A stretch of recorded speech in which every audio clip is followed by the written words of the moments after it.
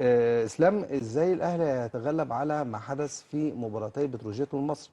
والاهلي دايما لما بيكون موجود في بطولات الموضوع بيختلف تماما تماما حقيقي. تماما، وضع مختلف، جمهور، طموح جديده، دوافع جديده، لكن في مشكله في النادي. الحقيقه يعني انا كتبت كده من كام يوم ان في مشكله كبيره في النادي الاهلي، لانه انا وجهه نظري حتى طبعا الكلام اللي بيقوله كابتن طاهر ده هو ده الصح وده الحقيقه، ده ولكن هو ده يعني ايه؟ الحقيقه. ولكن يعني ايه سكواد يعني فريق 35 فرقه 35 لاعب، مش خط هجوم فقط او مم. مش ناحيه هجوميه فقط.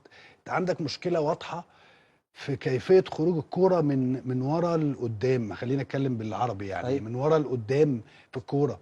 انا ما عنديش اللعيبه، انا عندي مشكله دفاعيه واضحه ان كل كوره رايحه على النادي الاهلي انت بتحط ايدك كاهلاوي، يعني بتحط ايدك على قلبك. انا لما جبت لعيبه ووجهه نظري ان اللعيبه دي كلها مناسبه جدا للنادي الاهلي، ولكن في الناحيه الاماميه والناحيه الهجوميه. انت اتكلمت على مين؟ على زيزو، على تريزيجيه، بن على شرقي. بن شرقي. الثلاث لعيبه دول كلهم بنبص عليهم قدام بيجيبوا بن جوان رمضان ازاي. برضو من طبعا اللعيبه بن اللي جت. رمضان اللي انا شايف ان هو لعيب جامد جدا جدا جدا، ولكن لغايه اللحظه اللي انا بكلمك فيها دي لم يصل ل 20% 20% من مستواه. مم. 20% من لا، مستواه. وخلي بالك الثلاث لعيبه اللي انا قلتهم يعني ممكن يبقوا في مركز واحد. لا، ممكن يبقوا في مركز واحد، دي حاجه المدرب المفروض اللي يعملها، ولكن تريزيجيه مثلا مم. واحد من اقرب الناس لقلبي وقلب كل الاهلاويه. هو ده تريزيجيه؟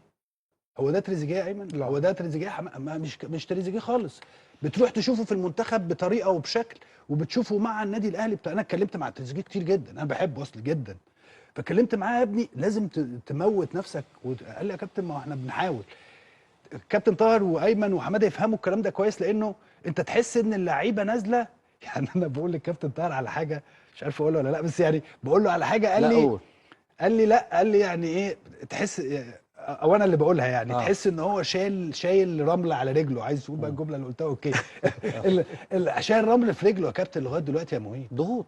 ما هو ده اللي هو الكابتن هو طاهر هو بيتكلم هو فيه. ضغوط مسؤوليه، انا عارف تريزيجيه كويس، يعني انا اللي شبه يعني طالع على ايدي يعني. بالظبط. هو تريزيجيه بيحب الاهلي هو قوي. مش تريزيجيه بس، ما هو زيزو كده مش برضه. قصدي، انا بتكلم على تريزيجيه وبن دلوقتي. شرقي، هو ده بن شرقي. يعني ايمن عبد العزيز لما بتكلم معاه قبل الهوا قال لي بن شرقي ده لعيب جامد جدا. انا قلت له بصراحه انا لغايه اللحظه اللي انا بكلمك فيها دي انا مش شايفه لعيب جامد، ما عملش حاجه حتى.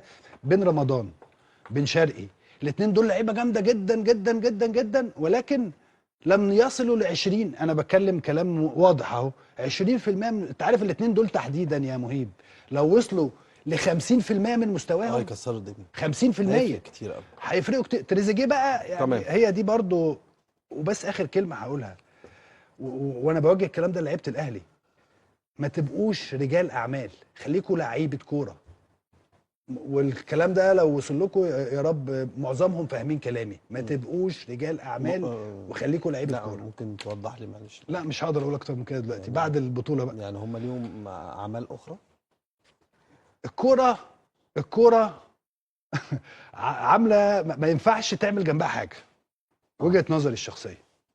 الكوره، وما اعرفش الكابتن طاهر بقى يوافقني، ايمن ما ينفعش تمثل ايوه. وانت بتلعب كوره. ما ينفعش تمثل، ما الله ينفعش الله الله الله تعمل الله. كذا، ما الله الله ينفعش. الله. طبعا انا اه. مع الكلام ده 100%. يعني في لعيبه بتمثل. لا مش بتمثل تمثيل بجد. بس. بتمثل بجد، قصدي بتمثل يعني يطلع ممثل. لا مش اه. بتكلم على كده، انا بتكلم بتمثل في ما الملعب. تبقاش رجال اعمال. انا عارف ان كل لعيب الكوره. لا، نعم. بتمثل في الملعب. لا والله ما قصدي كده، اه. اقسم بالله ما قصدي كده، لا عشان لا، انا كلامي ولا انا بيتاخد قصدي عشان اصلا. ما كده. حدش يفسرها بس. عشان انا كلامي بيتاخد، انا بتكلم كلام واضح مم. لكل اللعيبه اللي بتلعب كوره في النادي الاهلي. يا جماعه من فضلكم ما تبقوش رجال اعمال، تاني. خليكوا لعيبه كوره.